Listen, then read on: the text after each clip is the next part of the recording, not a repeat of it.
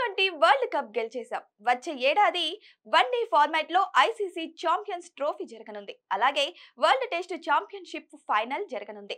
ఈ రెండింటిలో విజయం సాధిస్తే భారత్ ఖాతాలో మరికొన్ని ఐసీసీ టైటిళ్లు చేరుతాయి.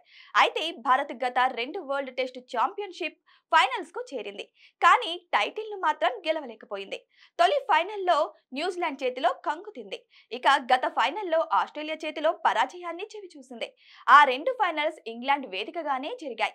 అయితే ఈసారి మాత్రం భారత్ టెస్ట్ ఫార్మాట్ లో జగజ్జేతగా నిలుస్తుందని దిగ్గజ క్రికెటర్ సునీల్ గవాస్కర్ ఆశాభావం వ్యక్తం చేశారు. కానీ అలా జరగాలంటే భారత టెస్ట్ జట్టులో హార్దిక్ పాండ్యా ఉండాలని గవాస్కర్ పేర్కొన్నారు. ఖచ్చితంగా భారత్ ఈసారి వరల్డ్ టెస్ట్ ఛాంపియన్షిప్ గెలుస్తుంది. అయితే వచ్చే 2 నెలల్లో హార్దిక్ పాండ్యాను టెస్ట్ క్రికెట్ ఆడేలా ఒప్పించాలి.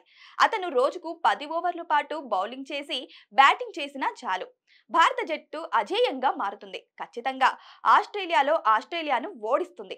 అలాగే టీమిండియా వరల్డ్ టెస్ట్ ఛాంపియన్షిప్ విజేతగా నిలుస్తుంది అని సునీల్ గవాస్కర్ పేర్కొన్నాడు. అయితే వరుసగా గాయాలవుతూ జట్టుకు తరచూ దూరమవుతున్న హార్దిక్ పాండ్యా ప్రస్తుతం వన్డే T20లు మాత్రమే ఆడుతున్న విషయం తెలిసిందే. 2018లో చివరిసారి హార్దిక్ టెస్ట్ ఆడారు.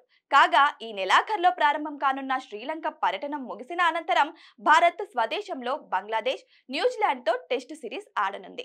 ఈ ఏడాది ఆఖర్లో ఆస్ట్రేలియా పర్యటనకు వెళ్లనుంది. అక్కడ ఆస్ట్రేలియాతో టీమిండియా 5 టెస్టులు ఆడనుంది.